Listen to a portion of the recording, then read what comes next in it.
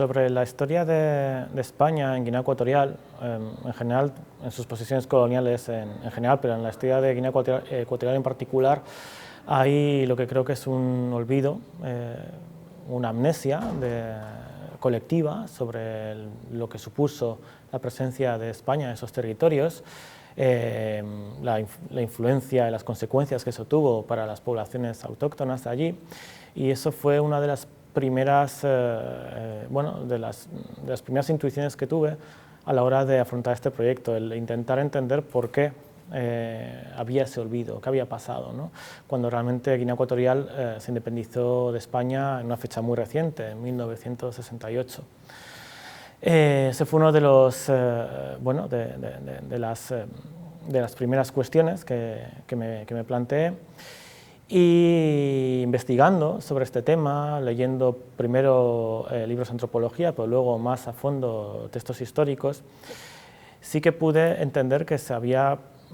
digamos, elaborado una especie de historia oficial, generalmente en textos escritos en la época del franquismo, en los años 40, 50, 60, con una visión muy paternalista de la presencia española allí, la idea del catolicismo civilizatorio que venía a ayudar a los pobres africanos atrasados, ¿no?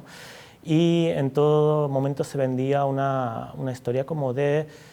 paz, de concordia entre diferentes pueblos, incluso negando que España fuera una potencia colonizadora como otras.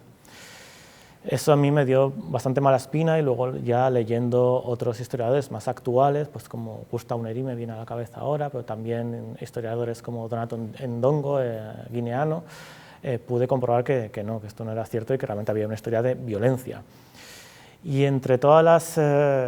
historias de violencia, episodios de violencia que hubo en Guinea Ecuatorial, tanto en la isla de Fernando Poo, la actual Bioko, como en la parte continental, hubo una que me llamó mucho la atención, que es la historia de Sasiewera, que es la que se cuenta en la película Anunciado en Tormenta. ¿Por qué? Porque a pesar de que es una historia como muy lejana, ocurrió en el año 1904, ha quedado una constancia documental muy interesante, de primera mano, escrita a través de los funcionarios coloniales españoles, cuya lectura me hizo constatar que esta muerte de Sasiewera sintetizaba muy bien el modus operandi de la colonización española en este territorio, y quizá podía ser extensible incluso a como otras potencias como Portugal o Francia también colonizaban esos territorios en esa época. Esas cartas y esos informes leídos uno tras otro configuraban un relato cronológico de lo que parecía ser un encubrimiento de un crimen. A partir de ahí, pues, me interesaba, y muy pronto empecé a pensar que era crucial no quedarme en un ejercicio, digamos, de construcción, ¿no?, de estos documentos, que sería un poco el primer paso y sería casi como lo fácil en cierto modo, sino que me exigí a mí mismo, y creo que la película demandaba, investigar más allá y preguntar, ¿por qué no?, en la actualidad, a los descendientes de las víctimas de aquellos hechos, es decir, a los bubis, concretamente a los bubis del Valle de Moca, en Fernando Poo, en la actual isla de Bioko, qué sabían de esta historia, qué recordaban, qué les habían contado, qué había llegado a ellos. Y a partir de ahí pues hice varios viajes a Guinea Ecuatorial, uno primero para tratar de comprobar si era viable el proyecto y si realmente había una memoria, una posmemoria que había sobrevivido generación tras generación, y pude comprobar que sí. Y un segundo viaje, ya conté además con el apoyo de personalidades muy importantes del mundo de la cultura bubi, como es Justo Bolequia, que participa en la película, leyendo un poema sobre la muerte de Sasiewera, además, en la última secuencia del film. Gracias a la ayuda de este hombre, de Justo Bolequia,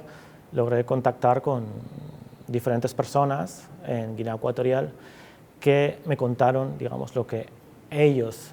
habían escuchado, lo que a ellos les habían contado sobre la muerte de este hombre. Y